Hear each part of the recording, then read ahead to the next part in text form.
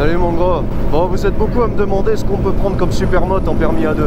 Alors je vais vous répondre. Le permis A2, ça veut dire que pendant 2 ans, ta moto ne doit pas dépasser les 47,5 chevaux. Ça veut dire que si elle fait plus, tu dois la brider. Putain de t'es mort. Attention, faut pas qu'elle fasse plus de 95 chevaux en full. Si elle fait plus de 95 chevaux, même bridée, ça marche pas. Donc tout ce qui est GSX-R 1000 et tout, tu peux oublier. Et alors en plus de ça, il faut que ta moto, elle respecte un rapport poids-puissance de 0,2. Oh putain. Ça veut dire quoi? Ça veut dire que ta moto, elle doit faire au moins 175 kg pour être conforme à 47,5. C'est un rapport poids-puissance. Si elle fait moins, t'es pas conforme, faut que tu sois bridé en dessous de 47,5 chevaux. Je t'expliquerai, on y reviendra quand je te parlerai des catégories de supermoto en A2. Et justement, on y vient. Première catégorie de supermoto en A2. Ma préférée, celle où il n'y a pas besoin de brider.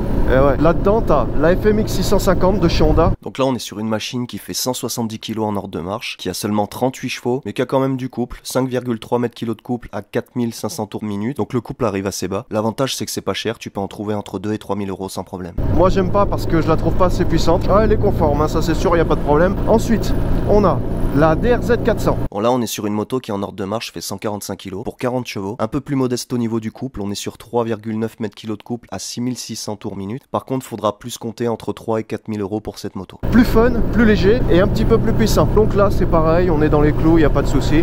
C'est fun, c'est léger, c'est sympa. Par contre, niveau couple, ah, c'est beaucoup moins que l'XTX par exemple. Et donc avant de passer à la XTX, la WRX 250.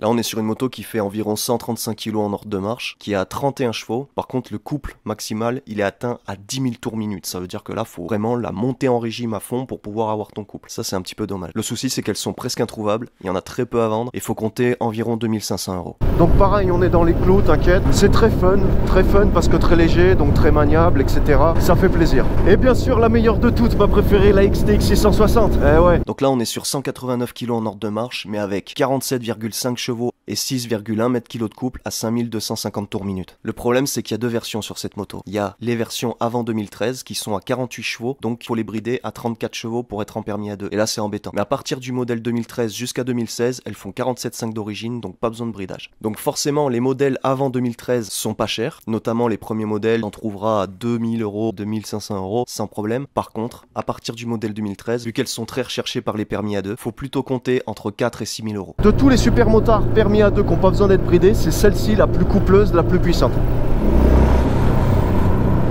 Même en prenant en compte le rapport poids-puissance, c'est celle-là la plus coupleuse. Cherche pas. C'est celle-là qui tracte le plus fort, quoi. Si tu veux comparer à toutes les autres, notamment par rapport à la DRZ ou la WRX 250, bah ça, tu vois, ça peut aller sur l'autoroute. Bon, c'est pas le but non plus. Mais si jamais tu devais aller sur l'autoroute, ça, nickel, ça encaisse. Parce que ça a de la longe, une putain de tenue de route, un confort, laisse tomber. Enfin, c'est vraiment pour moi le meilleur supermoto en A2 sans besoin d'être bridé. Attends, je vais me casser d'ici, j'aime pas la route là. Ça tracte à mort. C'est celle qui tracte le plus en fait. Celle qui aura le plus de puissance, le plus de couple. La plus confortable, ça sera pas la plus légère. Voilà, ça on est d'accord. Et c'est la plus polyvalente. C'est la seule qui encaissera vraiment au top. Moi j'ai fait une vidéo là-dessus, tu peux la regarder. Elle encaisse l'autoroute sans problème.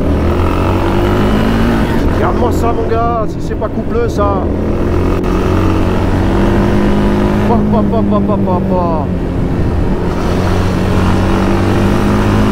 Le couple mon garçon, le couple.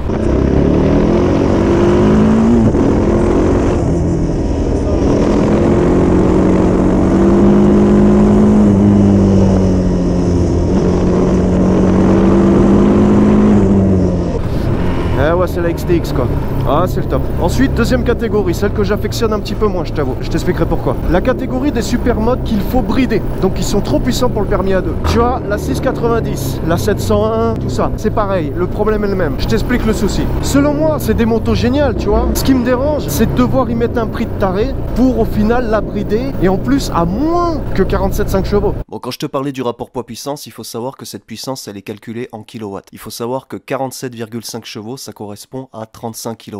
Il faut diviser les kilowatts par le poids. C'est pour ça que je te disais qu'il faut une moto qui fait au moins 175 kg pour pouvoir avoir 47,5 chevaux, parce que 35 divisé par 175, donc puissance en kW divisé par poids, égale 0,2. Et là t'es bon, il faut pas dépasser 0,2. Et si on prend l'exemple de la 690 SMCR, elle fait environ 150 kg en ordre de marche. Donc si tu divises 35 par 150, tu obtiens 0,23. Donc c'est trop élevé. Pour pouvoir être conforme au A2 avec cette moto, il faut la brider à 30 kW, ce qui correspond à 41 chevaux en arrondissant. Pourquoi? Parce que 30 divisé par 150 égale 0,2. Là t'es bon. Tu te rends compte que neuf, c'est des motos, elles valent plus de 10 000 balles, d'occasion c'est 8-9 000 balles, et tu vas mettre ce prix-là pour te retrouver bridé à 41 chevaux pendant 2 ans. Attends, moi je trouve que c'est pas raisonnable. Ouais, parce que attention, tu sais, une 690 et une 701, non seulement tu payes le prix d'achat, mais en plus tu vas devoir payer le bridage, à la fin le débridage, etc. Tout ça c'est des frais en plus. L'assurance qui est assez chère en plus sur ces motos-là.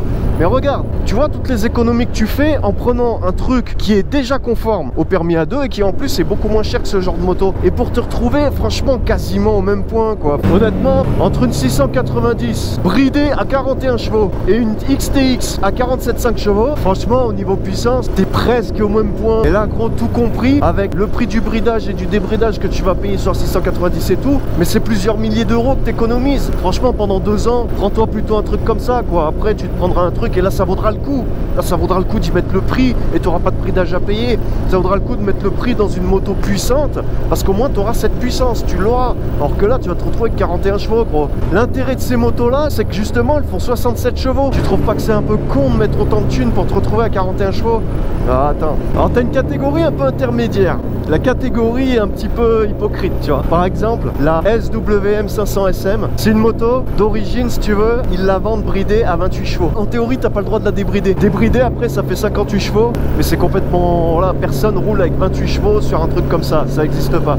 Mais en théorie, elles sont conformes au permis A2 sans bridage, parce qu'elles sont vendues comme ça en l'état. C'est n'importe quoi, c'est du grand n'importe quoi, je te le dis. Et ensuite, t'as encore une autre catégorie, celle des enduro montés supermoto. Alors là, il y en a plein, mon gars, ils me disent, ouais, moi quand je serai en A2, je vais me prendre une 450 enduro que je vais monter en supermode et tout, machin. Alors les mecs, ils se rendent pas compte à quel point c'est juste pas possible. Les mecs, ils rêvent en fait, tu vois, ils regardent des vidéos de supermotards, ils voient des mecs monter leur 450 en supermode et tout, ils se disent, waouh, moi dès que j'ai mon permis, je fais ça. Ouais, mais tu rêves, mon poteau, tu rêves. Là, tu te vends du rêve à toi-même, là. Il y en a beaucoup qui se leurrent, qui s'imaginent que ah je prends un permis A2, je vais m'acheter une 450 Husqvarna, etc. Mais ouais, il y en a, tu vois, ils comprennent pas trop, tu vois, le principe du permis A2 en fait. Donc si on prend l'exemple de la 450 Husqvarna FE, c'est une moto, elle fait environ 115 kg en hors de marche. Mais surtout, elle fait 53 chevaux. Bon bah déjà on peut s'arrêter là, 53 chevaux c'est trop. Donc c'est même pas la peine de faire le calcul rapport poids-puissance. Et tu vois bien que le rapport poids-puissance il est vraiment pas du tout fait pour le A2 de toute façon. Donc déjà tout ce qui est 450 monté en supermode pour le A2, tu peux oublier. Alors tu vas me dire, il suffirait de prendre la 250. Ouais, sauf que la 250, elle fait environ 110 kg en hors de marche. Et elle fait 37 chevaux. 37 chevaux, c'est 27 kW. Et donc si tu divises 27 par 110, tu obtiens 0,24. Donc tu es carrément pas bon. Ah ouais, parce que sur une enduro, il y en a plein, tu vois, ce qu'ils comprennent pas, c'est qu'ils se disent, ouais, mais elle fait moins de 47,5 chevaux. Donc c'est bon, je peux la prendre. Mais est-ce que t'oublies, gros? Elle fait moins de 47,5 chevaux. Mais elle fait combien de kilos? Elle fait 100 kilos. Ah, tu fais le calcul. À ton avis, il faudrait qu'elle fasse combien de chevaux pour être conforme au A2 en faisant que 100 kilos? Sachant qu'à 47,5, il faut qu'elle en fasse minimum 175. Imagine, ta moto, même si elle fait 40 ou 45 chevaux, t'es carrément pas aux normes, mon gros. Ton assurance en cas d'accident, ah déjà, il y a des possibilités qu'elle te fasse chier parce que t'es en enduro monté supermoto, mais ça c'est un autre débat. Mais c'est surtout que, gros, elle va te dire, mais attendez, votre moto là, elle est beaucoup trop légère par rapport à la puissance. Et ouais, c'est ça le problème. Ça veut dire que ton assurance, gros, le jour où il t'arrive un accident, elle peut te dire d'aller te faire foutre. Et toi tu leur diras, ouais, mais vous me l'avez assuré. Ils diront, ouais, on l'a assuré, mais elle est pas conforme. Et ouais, faut savoir, les assurances, ils te diront quasiment jamais non. Eh bah oui, ils te diront jamais non, gros. Bien sûr qu'ils te l'assureront ta moto. Dans tous les cas, ils te l'assureront. Parce que figure-toi qu'il n'y a pas plus rentable pour eux que d'assurer une moto où ils savent justement très bien qu'ils pourront se décharger en cas d'accident. Bah imagine, toi tu payes, et en cas d'accident, eux ils payent pas, mais c'est tout bénef pour eux. Alors après ça dépend, si ton assureur est sympa, tout ça, des fois il y a moyen de s'arranger. Mais gros, tu prends beaucoup de risques. En vrai, t'es pas conforme au permis A2.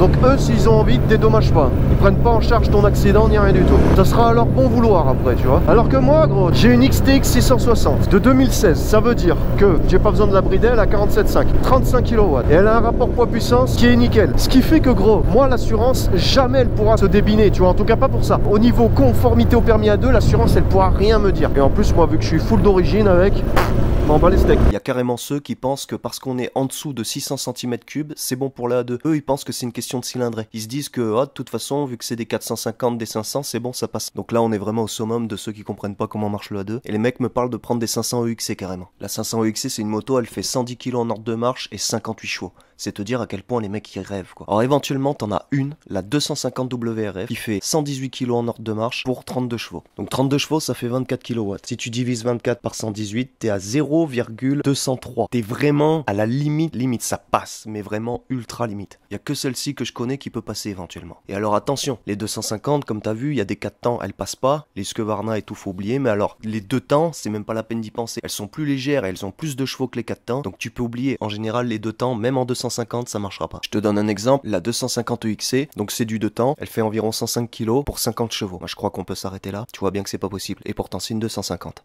À la limite, ce que tu peux faire éventuellement, c'est prendre un trail, un truc, tu vois, un peu moins violent qu'une enduro et un peu plus lourd, et le passer en supermoto. Éventuellement, ça, tu peux le faire en A2.